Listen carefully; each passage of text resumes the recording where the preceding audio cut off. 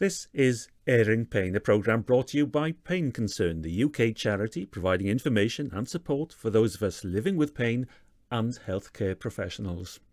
I'm Paul Evans, and this edition's been aided with a grant from the Stafford Trust. When I walk around the ward seeing my students, staff nurses would say to me, having the parents here, they make the child worse. However kind and nice and lovely you might try to be, you're still an adult, and there's always going to be that sort of power differential between yourself as an adult and as a child. We need to educate the parents about the most appropriate way of helping their child cope with painful procedures, because if we've not been doing it and then go, there, dear, don't worry, and that then shoots the child's anxiety up, and actually telling someone not to worry perhaps suggests that there's something to worry about. How do children patients and adult health professionals communicate with each other when their worlds are generations apart? In the previous edition of Airing Pain, I met Zara and Amy, two teenagers in their GCSE years, both living with painful forms of arthritis. They'd been telling delegates at the Northern Ireland Pain Summit about how their conditions affect their daily lives, and in this edition I want to pick up on something they said about explaining their pain to other people, contemporaries and adults, starting with Amy. You find yourself telling the same explanation to everyone. So when people say, like, why do you have a lift pass, or why are you limping, and you tell them you have arthritis, there's two responses, either what's arthritis or my insert family member has that. So it's kind of the same story over and over again. But I think once you tell your close friends, everybody else just kind of gets into that kind of, well, she has arthritis, everybody knows that. Whereas when I started first year, 2 years ago, I had to tell a whole different year of pupils that I had arthritis, and there's still people in my year now who still don't know. But when they ask, I'm not offended or angry. I'd rather they ask than be confused, which I think a lot of people are afraid to ask because they don't want to offend you, but it's really not offensive because I've had this illness for 5 years and it's just kind of a part of my life that I'm okay with, so they should be okay with it too, really. Even though we're still quite young, we don't act in the way children would when it comes to it. If we have a problem, we'll tell the doctor. We won't ignore it and hope for the best. Yeah, I don't like it when things are sugar-coated when you go to the hospital, which they aren't. The hospital are very good with things like that. They tell you like it is, but when people kind of dance around a subject of your disability, it's more annoying for us than upsetting, because you just want to get to the point. Just if you have a question, ask it, and if you want to know something, ask it, and if you want to say something, say it. We won't get offended unless it is offensive. So I think that's a big thing. Mm-hmm. Yeah, definitely. So Amy and Zara, both in their mid-teens, have the maturity and confidence to engage with their contemporaries and healthcare professionals about their conditions. They don't like it when things are sugar-coated, but if they have a problem, they will tell the doctor. Now, describing one's pain is difficult enough for adults, but for children younger or less confident than Zara and Amy, being interviewed by doctors and nurses in a hospital or clinic situation can pose significant communication issues on both sides. Alyson Twycross is Head of Department for Children's Nursing at London South Bank University. She also does research in children's pain management with children, young people and parents. And she faces the same issues in her research as any health professional would in a consultation. One of the issues with the interviews with post-operative children who were 48 hours post-surgery was that I had to have a variety of different methods, because some of the children had surgery on their jaw and they weren't very keen on speaking to me. I got them to write the answers instead. And with the younger children, I used a draw and write technique, which was where you get them to draw a picture and write a few words down, and then you talk to them about their picture. So it's, if I were a child, getting a visual representation of my pain. Yeah, how it feels to you. One of the things about pictures is that you often get different data to what you might expect. Like one of the pictures I got, and actually only two of the children did the draw and write technique, and one child clearly didn't understand the question, so I didn't use that in my data analysis. But the young girl who did draw a picture wrote on it, in hospital, don't know what's going to happen to me, which suggested to me she hadn't been prepared for her surgery. And that wasn't something I thought that would come out of my data. And if I'd just been asking her questions about her pain after surgery, I perhaps wouldn't have got that information about the fact that she was anxious or worried because no one had told her what was going to happen to her properly. Actually, it sounds really scary to me. If we're facing new situations and we know a little bit about what's going to happen, it's far less scary than if we're just told that we're going to something done to you. Actually, when I had a crown done on my tooth a couple of years ago, and I meant to tell my dentist at the time that he should have given me better information, because I had no idea that I was going to have a temporary crown and what it was going to involve. I kind of just blithely turned up at the dentist. That really illustrated to me about the need for information so you can prepare yourself for what's going to happen. Dealing with children is obviously vastly different from dealing with adults.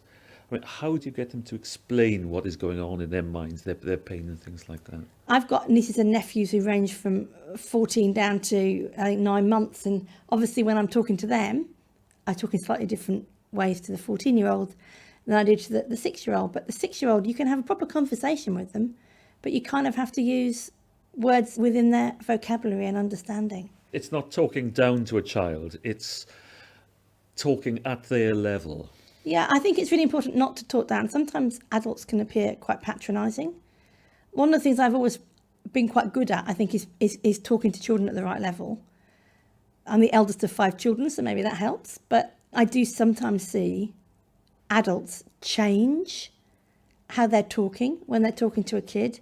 And I kind of think that's insulting. I don't know what children think, but I kind of think they must notice that some people talk to them as if they're a normal human being, and other people kind of appear to be a little bit patronising and maybe talk down to them. I educate, at the moment, just over 250 student nurses a year in my department, and they're trained to be children's nurses. One of the first modules they do is about communicating with children and young people and parents. And they need to know how to communicate with children at different levels of development, different ages, children with cognitive impairments. They need to be able to communicate with children of 2, 5, 11, 16. There were challenges at 16 as well as at 2. I know.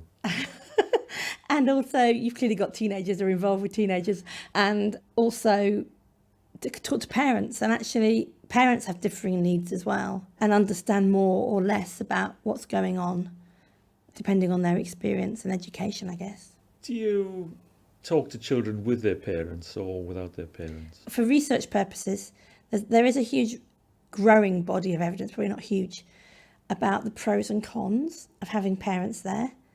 I usually give children the choice. The study I was talking about, which I undertook in Canada when I was on sabbatical there a few years ago, the parents were all there. And I think maybe in the hospital setting, that's not so much of an issue. But I know that some of my colleagues who've interviewed children in their own home, when the parents have been there and the brother and sister have been there, there's kind of been a bit of interference going, no, that's not really what you mean. And actually one of my PhD students was interviewing a child about their pain and asked how much pain the child was in, and he went, oh, it's a 5 out of 10. And his mum pipes up, no, it's a 2 out of 10. And then he went, yeah, 2 out of 10. So I maybe shot myself in the foot about my argument about hospital, because that was in hospital. But I think there are pros and cons, and you have to be aware of it. The child might feel more comfortable if the parent's there, but then are they going to butt in and influence the child's responses? And I guess you've always got to have that at the back of your mind. One of the things there as a parent, as a grandparent as well, is that I can remember taking my son as a 4-year-old to hospital because he'd knocked himself out. And he'd had 4-year-old boys do that. And he'd had a row for doing it, which made me feel really good. I was more emotionally battered by it than he was, and I just wonder whether it's a good thing to have a parent around sometimes. It's interesting. I think we do need parents to be there in hospital with the children, because I think it does help the children. I remember when I started my first placement in paediatrics when I was a student in the mid-80s, parents weren't allowed to stay overnight. And then when I became a staff nurse on the same ward, there was a new sister and we had parents on camp beds. So it was a bit of a nightmare climbing over beds to give IV antibiotics in the middle of the night or to see to a child. But I think children are better, and the research evidence supports that. But we also need to reflect on how having the parent there impacts on how the child behaves. We know, for example, that in relation to procedural pain, like painful procedures, that if the parent goes, there, don't worry, we now know that that makes the child more anxious. And so if the parents are going to be involved in the child's care, we need to educate them about the best way of reassuring their children. There's some research from the US and Canada where they've actually trained parents to use the right sort of words before the painful procedure, and the child had far less pain during the procedure and be much more settled. So having parents is a good thing. Finding out about this research in Canada and the US solved a bit of a problem for me, because when I walked around the ward seeing my students in some of my previous jobs, staff nurses would say to me, having the parents here, they make the child worse. And actually, knowing that we need to educate the parents about the most appropriate way of helping their child cope with painful procedures explains that. Because if we've not been doing it, and then go, there, dear, don't worry, and that then shoots the child's anxiety up. That's really interesting, because my mum was a nurse, and she would say having a parent anywhere near a child in hospital, this newfangled thought of having mum and dad, or mum or dad staying with the child, keep them away, they're only interfering. What you're saying now, correct me if I'm wrong, is that sometimes if I as a parent went and gave my child a huge cuddle, what I would think of as a supportive cuddle, it's actually telling the child, oh, this is going to hurt. Yeah, and actually telling someone not to worry perhaps suggests that there's something to worry about. We know developmentally and psychologically that having parents there is a good thing. I'm just doing some sociology of childhood modules, and I'm trying to use those modules to understand why we don't manage pain as well as we could in children. And I think one of the issues is that if you look at the literature about healthcare consultations, medics and nurses to an extent will defer to the parents rather than asking the child. I'm not advocating that we don't have parents there, but we actually need to be very careful to ensure that we involve children in decisions. Even young children, we talk to them about what they want, as well as talking to the parents, and don't assume that the children aren't competent to be involved in decision making. How do you teach your nurses to speak to parents? They have various scenarios. One of the things we used to do in my previous organisation, which I really liked, in the first year they did a snapshot, and it was focusing on communication. There were 3 or 4 different people they had to communicate with, so a parent, a child, an adolescent. By the end of their first year, the jargon they'd picked up, and we'd do a trial run and we'd go, well, do you think they really get the parents or the child are really going to understand that? So I actually quite like that model of assessing them in a skills lab situation so that they can practice their communication and have some feedback in a safe environment. Because if we get the communication right about all aspects of healthcare, children and parents are going to have a much better healthcare experience. And it'd be less frustrating for the nurses. One of the things I've used in cancer care is setting a pain goal. So they decide at the beginning of the child's admission to hospital, for example, what they want the pain level to be. So 2 out of 10, 3 out of 10, whatever. And then they build a pain management plan around that. What I think is great about that is it starts the communication with the parent and the child and the nurse about what they want the pain to be, what pain level they want the child to be at. We're not always very good at doing that. In my research, when nurses have communicated with parents, my research in the UK suggested it was when professional middle-class parents asked questions about the pain, the nurses would then respond. If the parents didn't ask questions, they didn't really discuss the pain. In Canada, the nurses did talk to the parents, but they focused it on what pain medications they were going to give. There was no, let us know if your child's not in pain, if you think your child's in pain, let us know if the pain medications don't work. So it's more about having, I think we need to have an open dialogue, but we need to reinforce it as well. We almost need to have posters on the ward saying, we don't want your child to suffer unnecessary pain, and address that public misconception that just because you've had surgery, you're going to have moderate to severe pain. Particularly as there's emerging evidence that if you have mismanaged acute post-operative pain, severe pain for a number of days, you're more likely to get chronic post-operative pain, even in children. And that's a significant proportion of children are getting it. I think the first study found 15% of children got chronic post-operative pain.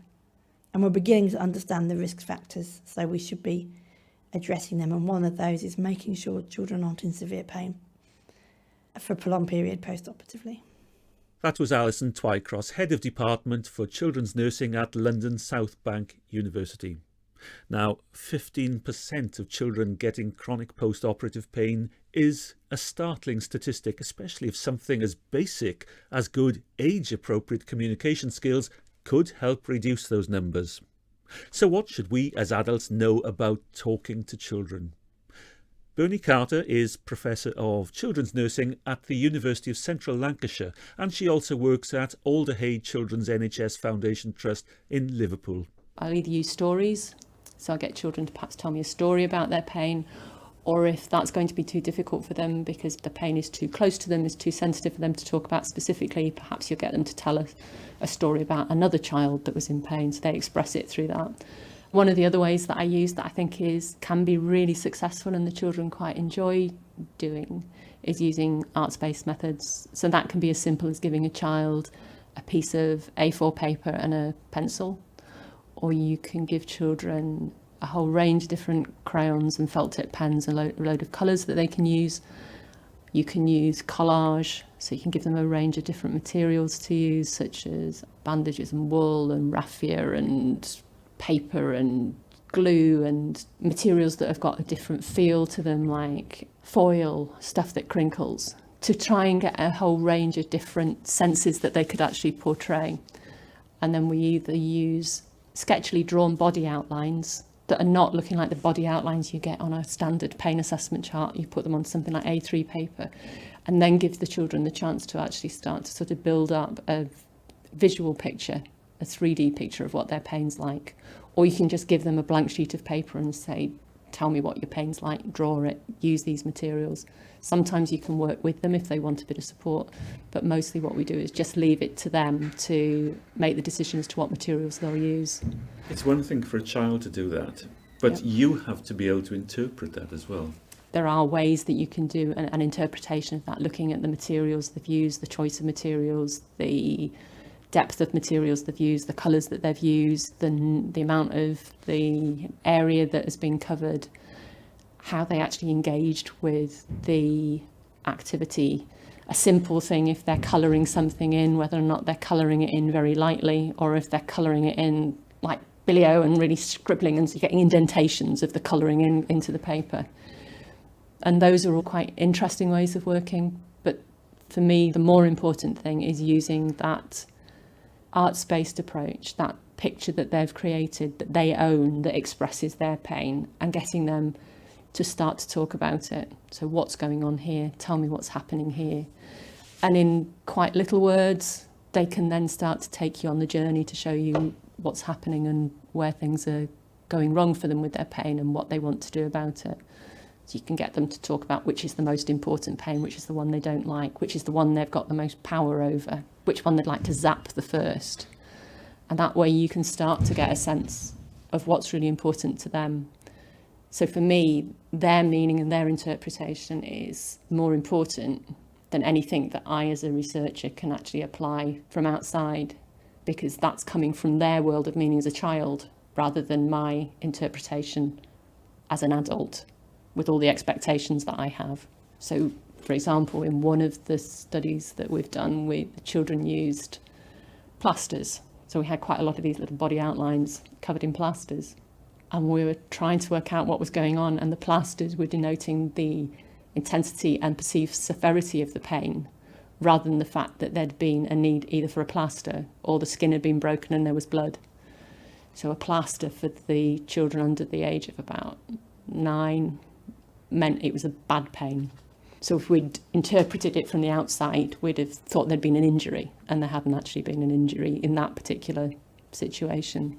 So there was, again, it was like a figurative use of the materials. Thinking about my children and now my grandchildren, who are 6 and 3, when they get involved in their artwork, they live in a completely, not an isolated world, but they really get stuck into it. Yeah.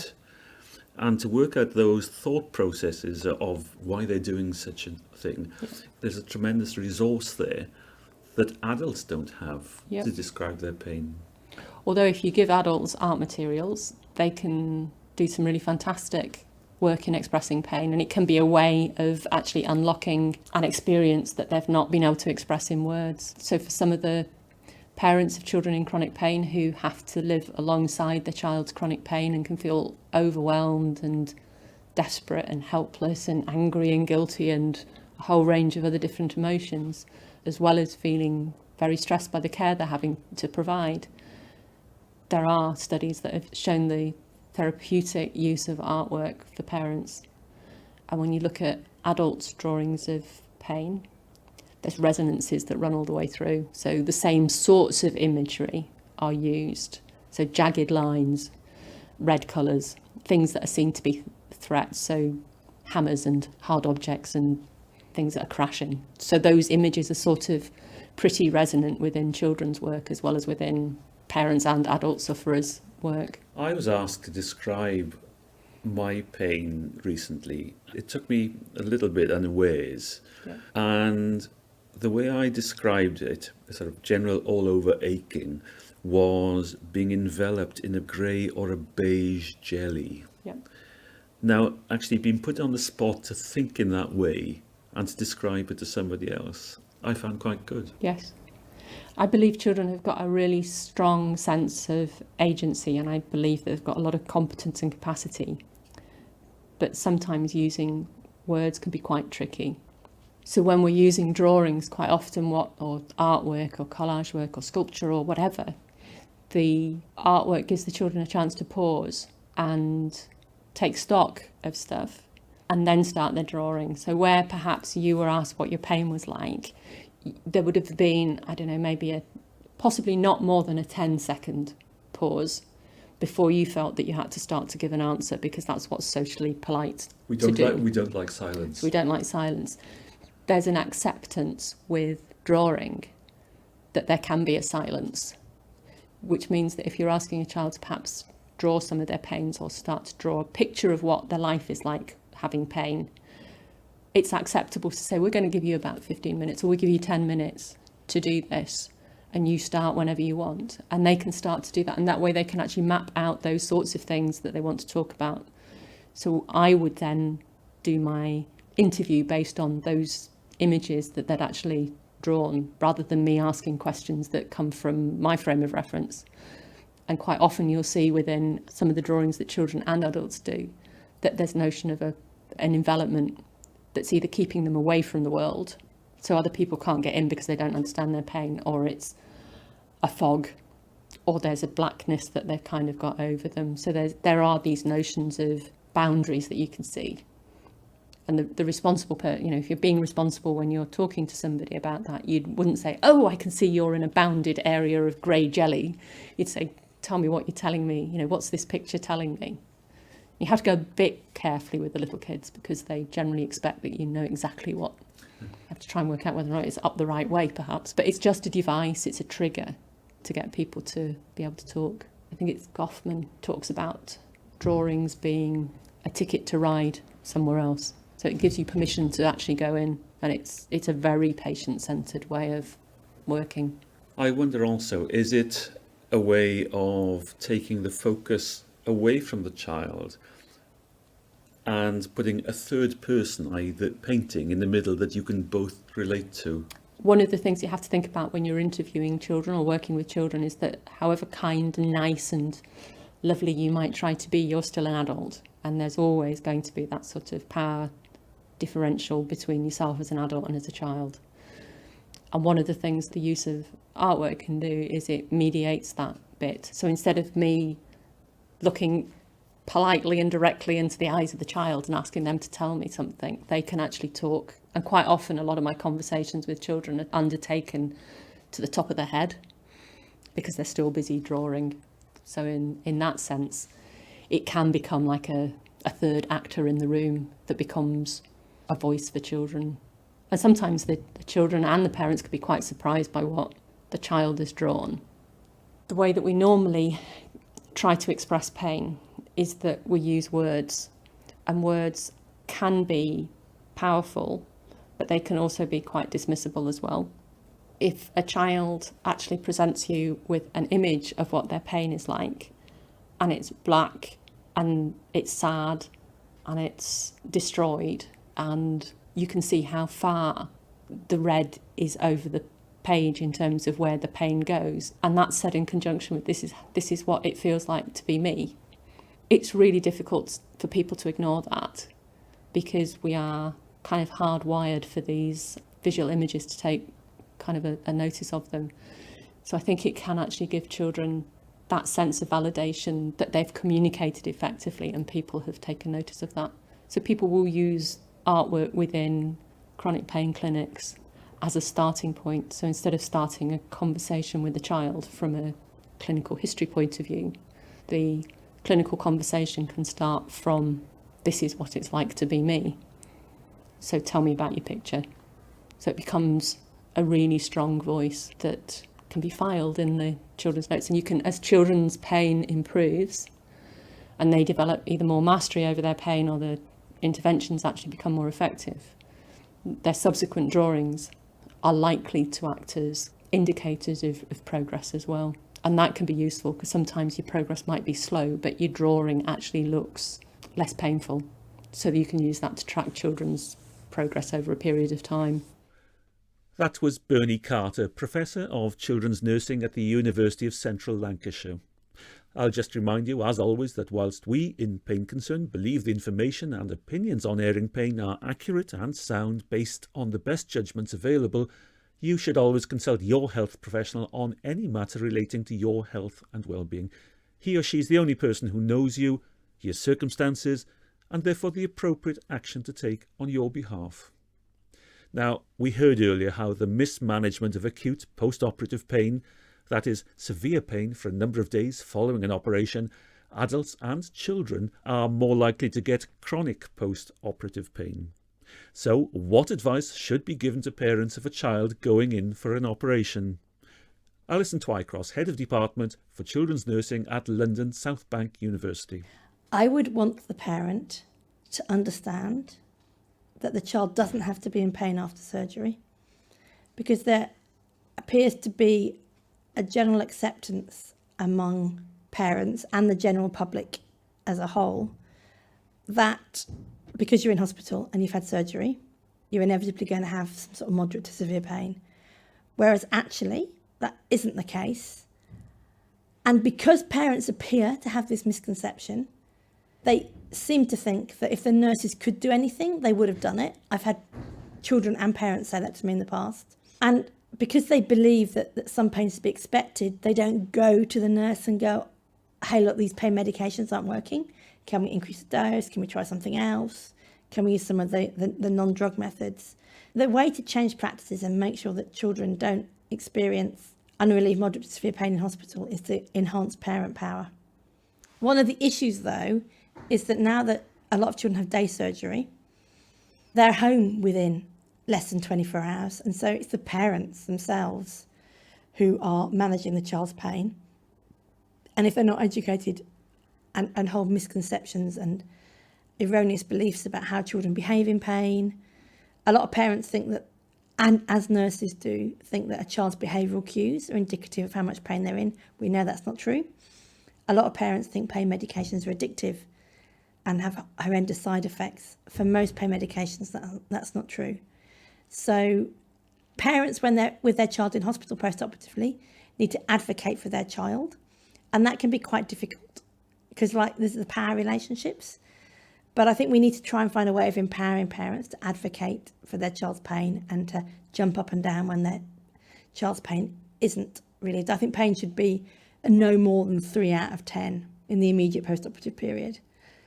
And then when parents are taking their children home, they need resources. We also know that parents often have to ring another healthcare professional for advice, usually in the middle of the night.